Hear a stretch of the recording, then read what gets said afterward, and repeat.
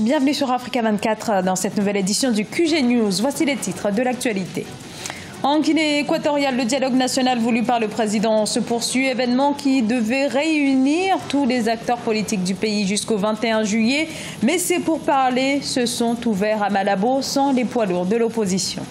Au Rwanda, après la première voiture Made in Rwanda signée Volkswagen, place maintenant au covoiturage, une initiative soutenue par le célèbre constructeur allemand en lien avec la politique du gouvernement rwandais visant à réduire ses importations de véhicules en provenance d'Asie. Du sport, en fin d'édition avec le tournoi de lutte africaine auquel participent les pays de la CEDEAO et cette année c'est le Sénégal qui s'est hissé en tête de la compétition. Mais tout d'abord, le Burkina Faso qui se dirige vers une réforme de son code électoral dans la perspective des élections de 2020. Le gouvernement a adopté le projet de loi. Il s'agit de faciliter le vote de la diaspora, estimé à 10 millions de personnes, le vote des Burkinabés de l'étranger. Une promesse de campagne du président Roch-Marc Christian Kaboré, chef de l'État qui brigue un deuxième quinquennat. En Guinée équatoriale, le dialogue politique voulu par le président Teodoro Obiang-Nguema Mbazogo a démarré ce lundi, sixième pour parler de ce genre depuis 1979, date de l'avènement de l'actuel président à la tête de l'État. Pour ce dialogue qui s'est ouvert, les observateurs sur place notent l'absence des principaux leaders de l'opposition. En effet, aucun des militants du Parti citoyen pour l'innovation, principal parti d'opposition, n'est présent, alors qu'une amnistie des prisonniers politiques a été récemment annoncée par le gouvernement. Adjidatou Badawi.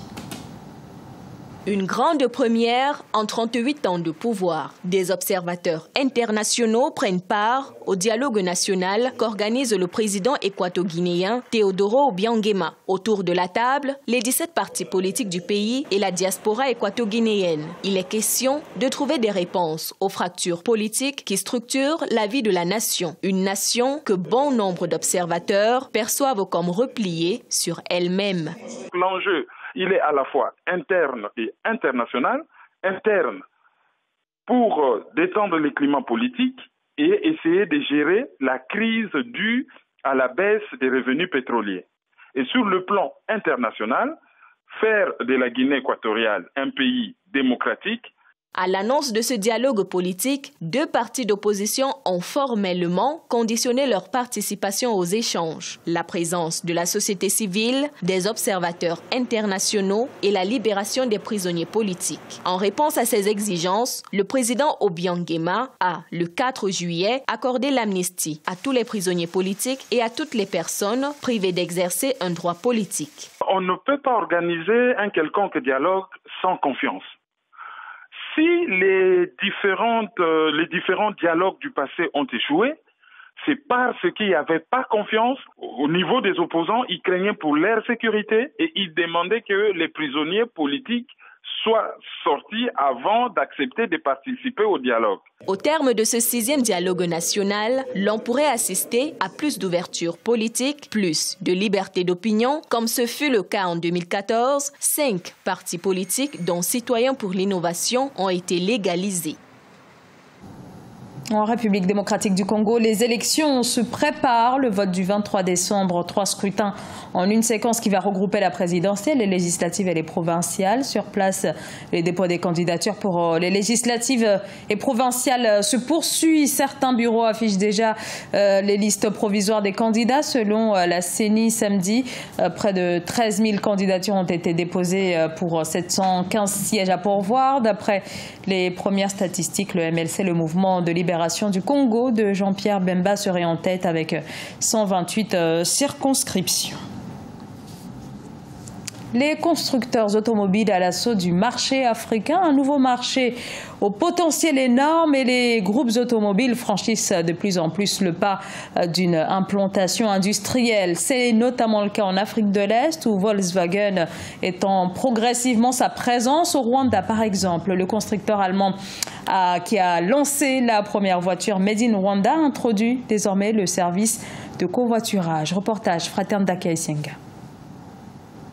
Le programme de covoiturage et de partage de voitures au Rwanda a été conçu par le fabricant automobile allemand Volkswagen comme une solution au problème de transport à Kigali, la capitale rwandaise. Ce programme a été révélé lors du lancement de la première voiture assemblée au Rwanda vers la fin du mois de juin 2018. Le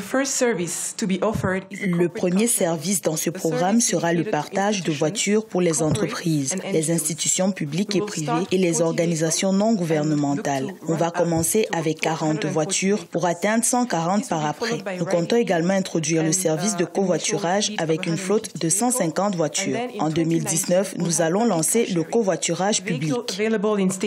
Le programme sera géré à partir d'une application mobile qui a été développée par une start-up locale au Samiti Lab. Le modèle pourra s'exporter vers d'autres pays africains s'il s'avère efficace et selon ses concepteurs, car il compte parmi les premiers essais sur le continent. La triste réalité est que tout le monde ne peut pas avoir les moyens d'acheter une voiture et si c'était possible, il y aurait de l'encombrement sur nos routes. Un autre constat est que selon les statistiques, une voiture est garée à 80% pendant sa durée de vie. Alors l'idée de ce système est de donner la chance à tout le monde d'avoir une voiture au moment opportun et c'est plus abordable car c'est payable par rapport au temps utilisé. Après avoir utilisé le véhicule, l'utilisateur devra le garer à un parking désigné pour servir l'utilisateur suivant. Avec ce programme, le Rwanda entend aussi diminuer le nombre de voitures d'occasion importées selon les autorités rwandaises. Un conflit oublié, pourtant il continue de faire depuis 2013 des centaines de milliers de morts et des millions de réfugiés. Il s'agit de la guerre au Soudan du Sud, un conflit sur fond de rivalité politico-ethnique entre le président Salva Kiir et son ancien vice-président Riek Machar, un conflit dans lequel le viol des femmes est devenu une arme de guerre. Corinne Comdem. Au Soudan du Sud, les femmes et les enfants sont les premières victimes de la guerre civile qui a éclaté il y a 5 ans. La malnutrition menace de nombreux enfants, les femmes sont victimes de viols, les enfants de mutilations.